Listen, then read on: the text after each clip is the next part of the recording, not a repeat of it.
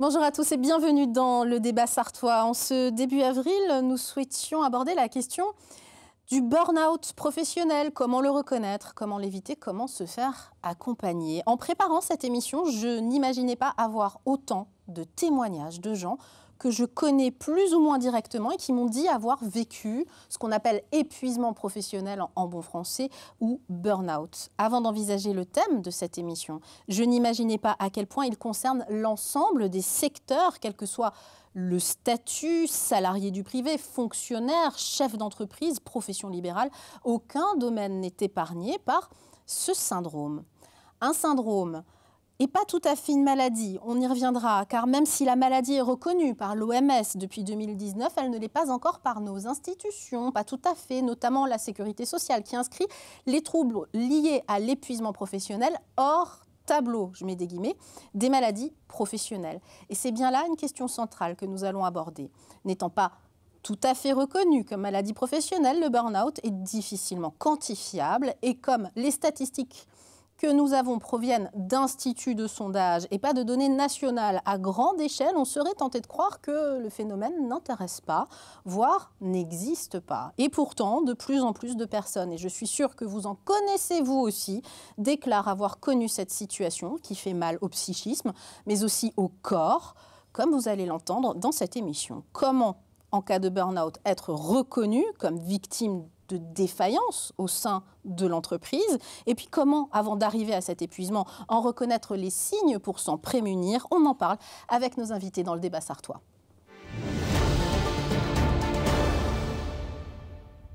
Et à mes côtés, Nicolas Carnec, directeur départemental de Ouest France, avec qui nous réalisons cette émission en partenariat. Merci d'être avec nous, Nicolas.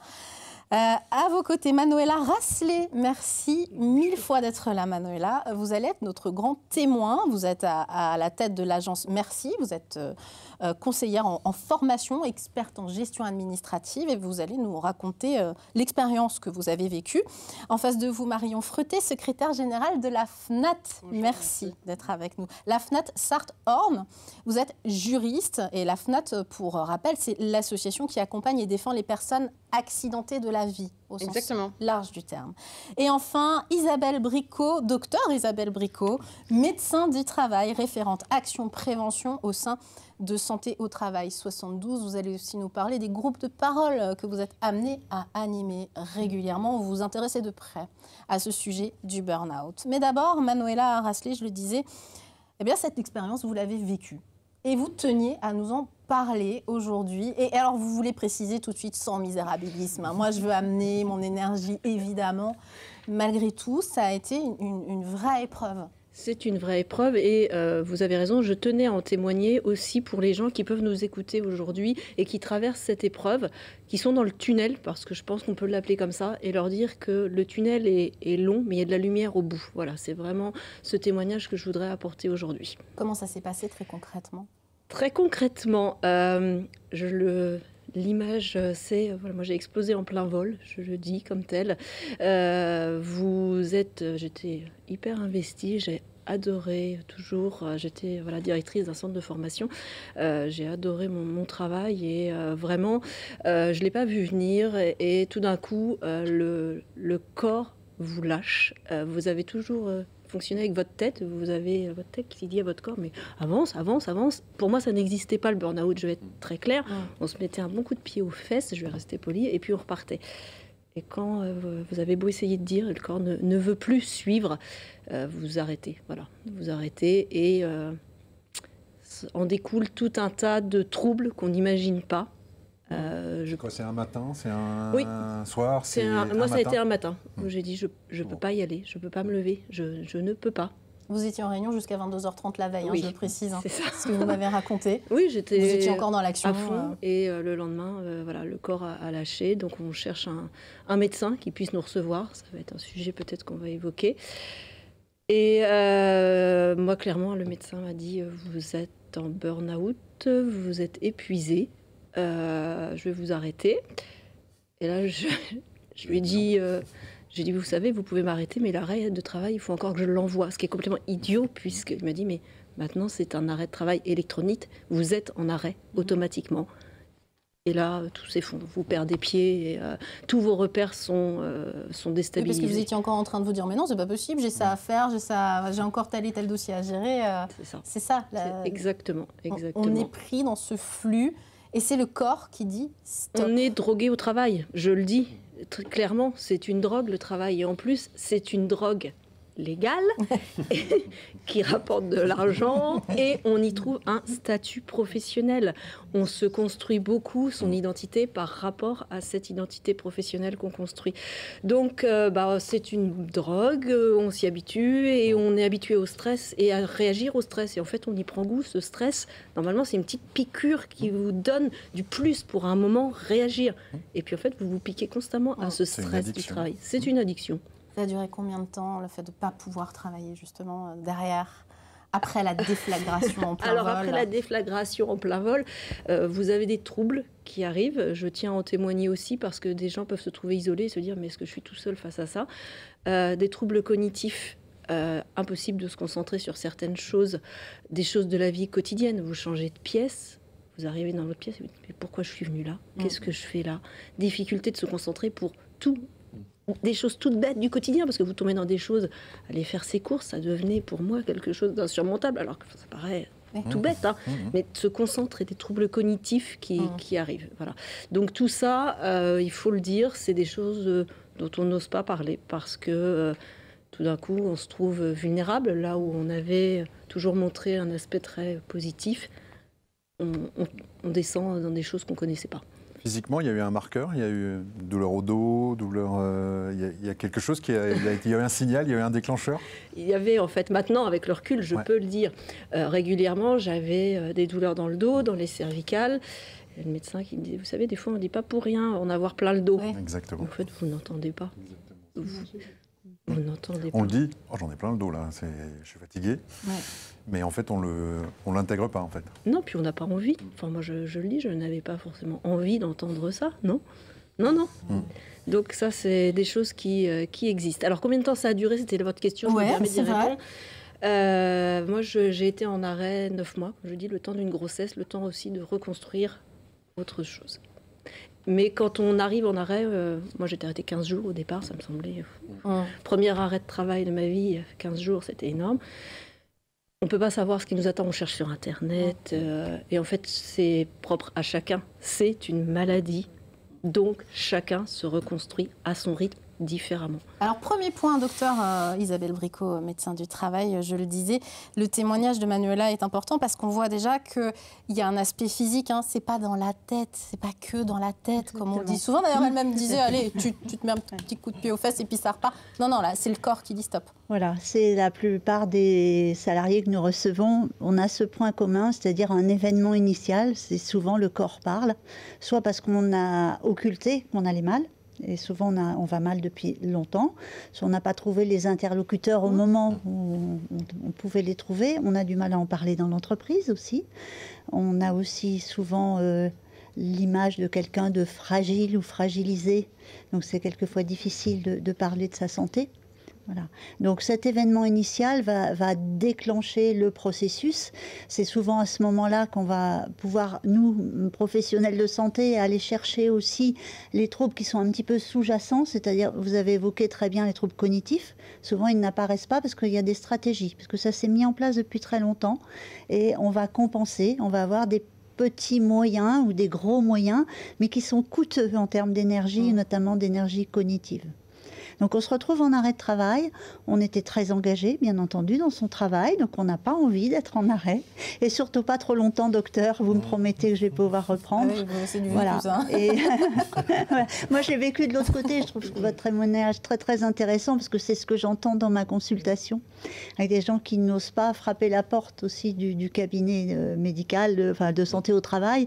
Qu'est-ce que mon employeur va penser, ce qu'il va savoir? Je rappelle que la visite médicale à la demande du salarié, salarié, elle est tout à fait préservée par la confidentialité. Alors, en tant que salarié, quand on sent qu'il y a quelque chose qui ne va pas dans l'entreprise, que ce soit pour soi ou pour quelqu'un d'autre, parce qu'on peut aussi être alerté par le comportement d'un collègue où on sent que ça ne va pas trop, ou justement des pertes de mémoire, des choses où on se dit c'est pas normal. Est-ce qu'on peut solliciter la médecine du travail très facilement sur ces sujets ou c'est individuel? Alors, c'est individuel. Il est important aussi que la personne se prenne en charge.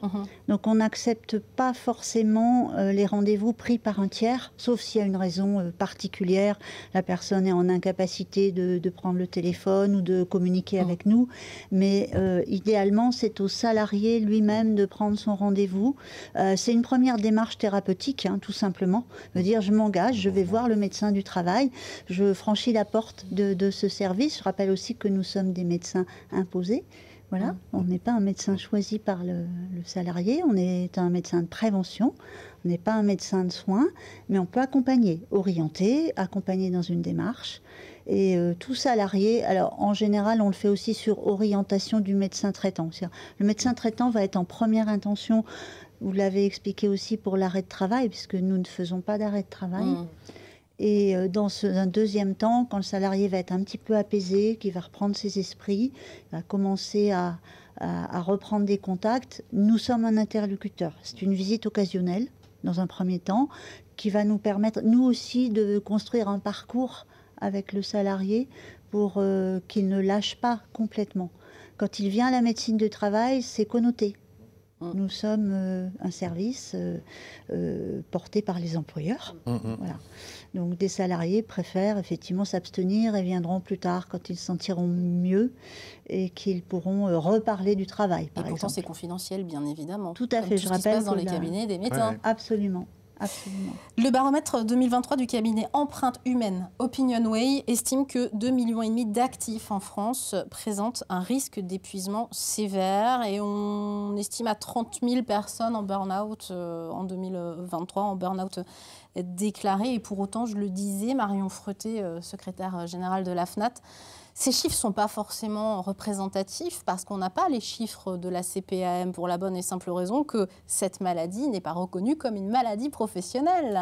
Oui, alors vous l'avez très bien exprimé sur votre introduction. Le syndrome anxio-dépressif, la dépression, on peut avoir plusieurs termes médicaux là-dessus. On peut la désigner de différentes façons. Ça n'a pas vraiment d'impact après sur la reconnaissance de cette maladie professionnelle. Mais c'est vrai que c'est une pathologie qui est très difficile puisque vous l'avez dit, c'est une maladie dite hors tableau. Toutes les maladies qui sont prévues dans le tableau des maladies professionnelles, il y a une présomption de maladie professionnelle. Ça résulte de la loi de 1898 qui n'a absolument pas changé depuis. Et donc aujourd'hui, on a donc des salariés, pour la MSA, les agriculteurs, aussi des exploitants qui doivent non seulement démontrer un lien direct et essentiel entre leur pathologie dépressive et leur activité professionnelle. C'est quelque chose de très compliqué puisque ça arrive dans un second temps. Le premier temps, c'est qu'il faut qu'ils aient un taux d'incapacité fonctionnelle au moins égal à 25%, ce qui est un taux quand même important. Si vous ne passez pas ce seuil de prévisibilité, en fait, c'est les conséquences de la maladie professionnelle, du syndrome anxio-dépressif au niveau de la santé, alors physique aussi physique et psychique, on en parlait. Si vous n'atteignez pas ces taux, il y a un premier contentieux qui va s'ouvrir sur, qui est vraiment très médical pour le coup, sur est-ce que vraiment les séquelles valent en prévisibilité 25%. C'est les médecins du travail, les médecins conseils des organismes de sécurité sociale. Donc c'est déjà un premier combat pour les salariés exploitants agricoles, mais pour les victimes de syndrome anxio-dépressif de manière plus générale. Et après, je vous dis, le deuxième combat, ça va être l'imputabilité sur le lien direct et essentiel. C'est très très compliqué aujourd'hui de le faire reconnaître. Je pense que seul dans votre parcours, vous l'avez expliqué, ça a été un véritable parcours du combattant. Nous, en tant qu'association, on existe depuis 100 ans et cette pathologie-là, même si c'est entre guillemets les nouvelles maladies auxquelles maintenant tous les salariés sont touchés, puisque ça vise toutes les catégories socio-professionnelles, c'est un parcours du combattant très très difficile et on aide là-dessus justement nous, nos adhérents, pour faire valoir les taux prévisibles de 25% et ensuite l'imputabilité, le lien direct et essentiel pour enfin obtenir une reconnaissance de maladie professionnelle donc par la MSA, CPM ou autre organisme. Surtout que c'est une période où on est en fragilité par définition, on n'est pas bien. On ne se voit pas forcément prendre un avocat, enfin faire tout plein de démarches. Alors, plein de démarches, beaucoup de temps, c'est-à-dire que vous passez beaucoup de temps dans ce contentieux plutôt que dans votre reconstruction personnelle et professionnelle. Donc, les démarches, et puis... Je vais appuyer sur un point qui fait un petit peu mal, mais c'est que votre première démarche, c'est de trouver un interlocuteur médical. Donc, quand vous avez un médecin traitant en Sarthe, vous êtes déjà content. Mais alors, en plus, quand vous cherchez un interlocuteur spécialisé dans le domaine qui puisse vraiment accompagner, puisque c'est une maladie spécifique, là, le domaine de la psychiatrie en Sarthe, c'est un désert médical. Donc, vous êtes abandonné et vous vous trouvez face à des gens qui... je vais le dire aussi de façon très directe, exploite la vulnérabilité de personnes en burn-out pour vendre des prestations alors on met tous les mots qu'on veut, coaching, accompagnement, psychothérapeute. Tout ce qu'on voit sur les réseaux sociaux en fait, c'est ça. C'est ça, et qui coûte parfois très cher. Mais les gens se tournent parce que vous n'avez pas forcément d'autres solutions. Donc beaucoup, je pense, vont vers ces personnes sans forcément de résultats assurés d'aller mieux, quoi. C'est quoi le protocole type? On va voir son médecin traitant. Le médecin traitant vous oriente vers un psy parce qu'il est important d'en parler rapidement, j'imagine. Et ensuite, il se passe quoi pour la reconstruction concrètement? Alors, la reconstruction, elle passe déjà par cette mise en retrait du travail. Je pense que l'arrêt de travail est indispensable et il faut qu'il soit relativement long, puisqu'on travaille sur une temporalité de pathologie qui se guérit très lentement. Dans un premier temps, bien sûr, introduire quand même un traitement, parce que bien souvent, on va avoir des troubles du sommeil associés. Bon, les troubles cognitifs, on en a parlé, mais on va avoir une anxiété, on va avoir des troubles anxieux, la dépression, un trouble mineur, souvent de dépression. Donc ça, cette partie-là doit être prise en charge aussi, en termes de traitement, quand on le peut avoir un psychiatre, effectivement. Mais comme vous l'avez évoqué, on est sur des délais importants. Ou un psychologue. Voilà. Alors, le psychologue, il est fondamental. Je pense que le binôme, le trio médecin du travail, psychologue et médecin traitant est très important. On a quand même la chance sur la place du Mans d'avoir de plus en plus de psychologues libéraux qui ont une sensibilité, qui sont ou psychologues du travail ou psychologues cliniciens, mais qui acceptent aussi de coopérer avec les services de santé au travail. Alors, la coopération ne se fait que par le biais du salarié et avec son accord. Il y a des groupes de parole, on peut en parler justement, qui sont mis en place par Santé au Travail 72. Alors ça fait partie de notre panel d'action en faveur donc, des risques psychosociaux, puisqu'avant tout nous sommes des préventeurs. Donc nous avons des ateliers multi-entreprises, inter-entreprises, où les adhérents peuvent venir s'inscrire et faire des ateliers de prévention sur les risques psychosociaux. Nous avons deux psychologues du travail qui peuvent également faire des entretiens individuels, des entretiens diagnostiques ou d'évaluation qui vont nous aider, mais ils n'ont pas vocation à faire du soin. Voilà. Le troisième axe, effectivement, le groupe de parole qui existe depuis 2005, qui se réunit un samedi par mois, donc animé par des professionnels de santé, tous formés à la psychodynamique du travail. On y voit beaucoup d'intérêt, on voit des salariés qui reviennent, on parlait de leur histoire, des premiers venus, des gens qui reviennent une fois, deux fois, quelquefois plusieurs fois. L'intérêt du groupe de parole, c'est recréer un lien. Échanger avec d'autres personnes qui ont été victimes de la même problématique, en se disant je ne suis pas seule. Voilà. Se reconstruire, participer à la reconstruction, à la réhabilitation, puisqu'on sait qu'il y a une dépréciation énorme. Et ce groupe de parole perdure. Nous sommes tous débriefés, c'est-à-dire qu'entre deux groupes, on fait un débriefing sur le vécu de la séance et on fait un fil rouge. C'est-à-dire qu'il y a toujours un intervenant qui va faire la séance suivante de façon à garder un lien et sécuriser un petit peu les salariés qui reviendraient pour ne pas avoir à raconter leur histoire. Alors comme on est dans le cadre quand même de la santé au sein de l'entreprise, de la santé du travail, On parlait justement des signes avant-coureurs, que ce soit physique, psychique, etc. Mais il y a aussi les facteurs à risque, tout simplement, hein, Marion Freté, qui sont définis par un rapport qui date de 2011, le rapport Golac. Ça mesure les facteurs à risque dans les entreprises. Il y a 6 points précis qu'on a vus tout à l'heure, qu'on va pouvoir revoir à l'image. L'intensité et le temps de travail. On passe trop de temps au travail, hein, tout simplement. Les exigences, j'entends mon collègue qui soupire. Peut-être que vous passez beaucoup de temps au travail, Nicolas Carnot. Les exigences émotionnelles, l'autonomie et les marges de manœuvre insuffisantes, les rapports sociaux et la reconnaissance au travail, les conflits de valeurs très importants et l'insécurité de la situation de travail, quand on a peur de perdre son boulot tout simplement pour des questions économiques et autres. C'était important, et ça date que de 2011 hein, ce rapport, c'était important d'avoir ce socle justement pour définir les problématiques dans les entreprises. Tout à fait, vous l'avez dit. Alors ce rapport, il a quand même été établi par des médecins, hein, je tiens quand même à le dire. Et c'est interministériel, j'ai vu ça. Exactement, qui ont travaillé quand même sur le sujet. C'est vrai que ces 6 facteurs de risque permettent quand même d'établir, alors ça peut être 1 facteur, 2 facteurs, ça peut être les 6 facteurs complets. Hein, s'il y a les 6 facteurs dans l'entreprise, ça veut dire ça peut arriver. Mais vous l'avez dit, c'est vrai qu'on a beaucoup axé sur ce que devait faire le salarié, c'est-à-dire voir le médecin du travail, etc. Mais il faut aussi savoir que l'employeur, il a une obligation légale de santé et de sécurité à la fois psychologique et physique de ses salariés. Donc, il a aussi un rôle à jouer dans ces préventions et l'employeur doit justement s'assurer, sur la base du rapport Golac qui est connu, hein, sur les risques psychosociaux, qui est relayé par les organismes de la sécurité sociale de manière générale, hein, CPM, MSA, on en parle, tous les médecins du travail le connaissent très bien d'ailleurs, les médecins conseils aussi, et c'est là-dessus que vont se baser tout d'abord la reconnaissance de la maladie professionnelle. Est-ce que oui ou non, le salarié ou l'exploitant a été exposé à un de ces facteurs de risque, dans quelles conditions, et là on rentre vraiment dans le concret et dans chaque cas d'espèce, nous permettant nous derrière d'avoir des éléments sur l'imputabilité dont je vous parlais tout à l'heure. Est-ce que oui ou non, pour établir ce lien direct et essentiel, est-ce que oui ou non il est caractérisé.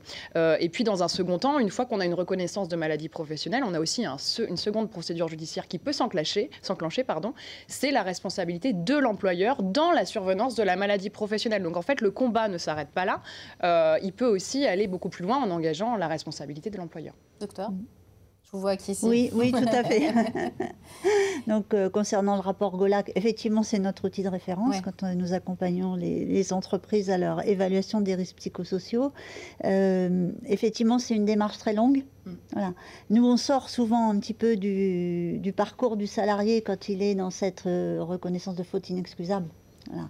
Puisque là, on est plutôt sur le champ du juridique, mais il nous arrive régulièrement d'être interpellés, soit par des salariés qui nous redemandent leur dossier médical, soit par des salariés qui vont nous demander un certain nombre de courriers. Ce qu'il faut savoir, c'est qu'un document qui a de la valeur dans l'entreprise et qui est établi par le médecin du travail, c'est la fiche d'entreprise. Une fois que ce document est transmis à l'employeur, ça acte quand même un certain constat. Donc nous sommes dans le repérage. Le repérage des risques, y compris les risques psychosociaux. Une fois qu'on a donné ce document, on peut abonder par un certain nombre de courriers, soit des courriers de signalement, soit des courriers d'alerte.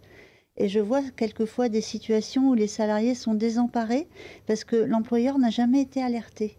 Et c'est aussi un des arguments, dire mais moi le médecin du travail ne m'a jamais écrit ou interpellé. Alors sans bien sûr être contre l'employeur ou contre, on peut quand même l'accompagner. Parce qu'on imagine le petit patron qui a le nez dans le guidon tout le temps et qui se dit tout va bien. Voilà, mais on peut quand même par cette évaluation des risques psychosociaux, aider l'employeur à y voir plus clair, aider à trouver une méthodologie pour essayer d'avancer sur ces problématiques-là. Mais l'employeur, il peut aussi demander une visite médicale. Exactement. À l'initiative, parce que tout à l'heure on disait non, mais l'employeur peut tout à fait. Alors c'est pas facile à faire évidemment, parce que on en reçoit de plus en forcément, mais quand on ressent un confrère, un collègue en difficulté, on a toute autorité pour l'inciter déjà à prendre rendez-vous lui-même, et s'il ne le fait pas, l'employeur peut décider de prendre, ça s'appelle le rendez-vous médical à l'initiative de l'employeur. Tout à fait. D'où sa responsabilité aussi. Mais alors, pour en revenir aux salariés, la question de la reconnaissance, combien de dossiers que vous allez instruire vont aboutir finalement pour arriver à une reconnaissance et puis à des indemnités, parce que in fine, quand on ne travaille pas pendant des mois, on n'a pas de salaire ou une partie et on a besoin d'argent, et puis peut-être que psychologiquement on a besoin d'une reconnaissance aussi tout simplement. Tout à fait. Alors, je pense que la reconnaissance de maladie professionnelle par la CPAM ou par la MSA, c'est effectivement, je pense, dans le processus de reconstruction. Alors, vous me confirmerez, mais je pense que c'est aussi important puisque ça acte quand même que cette pathologie est bien en lien avec le travail.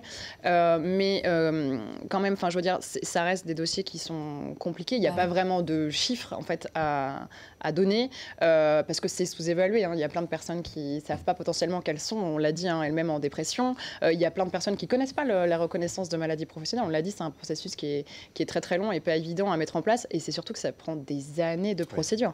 Nous on le voit quand il y a des refus de reconnaissance de maladie professionnelle.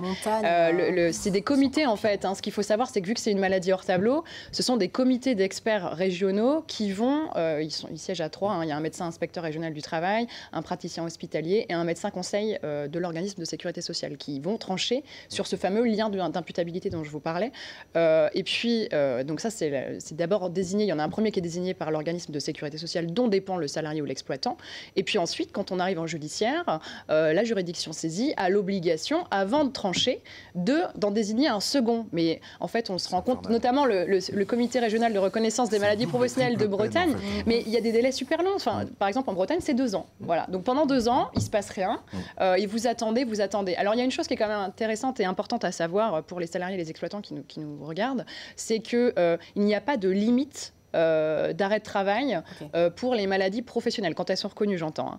Puisque, si vous voulez, normalement, on a 3 ans maximum d'arrêt de travail qui sont indemnisés à 50% quand on est en maladie ordinaire et à 80% quand on est en maladie professionnelle sans limitation de durée. Donc on est quand même, vous voyez, sur des seuils. Mais dans les faits, vous, Manuela, par exemple, vu qu'il n'y a pas eu de reconnaissance, à un moment, on vous a dit, faut retourner travailler, non? C'est comme ça que ça s'est passé? Oui, clairement, les médecins, en plus, on va aller plus loin que ça, c'est-à-dire que les médecins se font taper sur les doigts s'ils prolongent les arrêts. Donc on vous explique, le médecin gentiment commence à vous dire je ne vais plus pouvoir prolonger l'arrêt parce que je suis moi-même sous contrôle, sous contrainte. Donc c'est un problème. Et puis, je vais rebondir un petit peu sur ce que vous disiez tout à l'heure. C'est un comité qui se réunit, 25% de taux d'incapacité prévisible. La loi a quand même essayé d'évoluer, de le faire baisser à 10%. Ça veut dire qu'on était encore dans une démarche de se battre pour faire reconnaître cette maladie professionnelle. Et en fait, la loi n'avance pas. C'est une maladie qui reste une maladie honteuse, une maladie cachée, une maladie de vulnérabilité. Je pense que vous avez rencontré beaucoup de gens en amont pour venir témoigner. Derrière la caméra, aujourd'hui derrière la caméra, je pense qu'il n'y en a pas beaucoup qui ont accepté de venir parce que ça reste difficile. Devant la caméra, en effet, c'est plus compliqué. Mais j'ai eu un nombre d'appels, si vous saviez, vraiment ce que je disais dans l'introduction, de gens qui m'ont avoué entre guillemets, avoir vécu le burn-out professionnel. Et les langues se délient un petit peu et c'est tant mieux.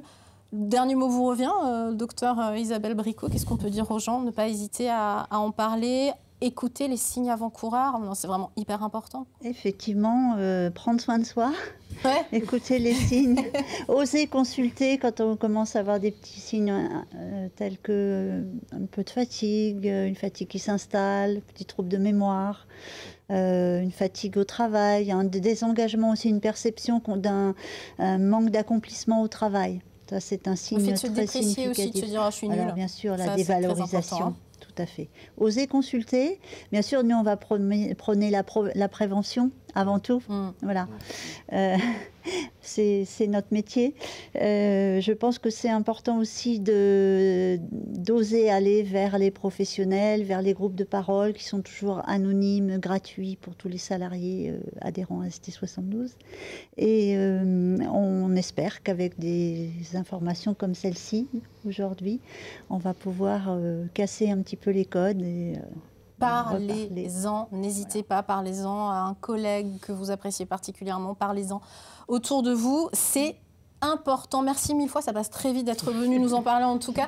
Santé au travail 72 pour les groupes de parole notamment, st72.org, il y a toutes les infos. La FNAT qui accompagne depuis plus de 100 ans, vous l'avez dit, les salariés de France, la FNAT Groupe Centre-Ouest. Il y a un numéro de téléphone qui va s'afficher 02 43 28 32 60 et un site internet fnat.org. .org, FNATH, je précise, .org.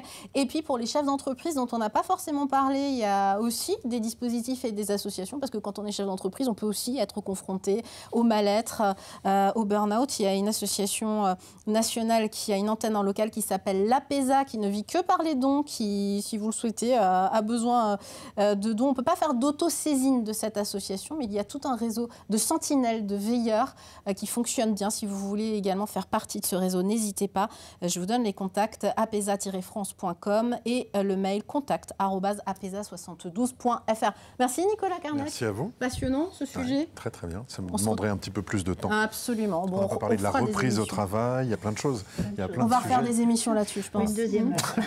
À votre disposition. Merci à vous de nous suivre et à très bientôt sur LMTV.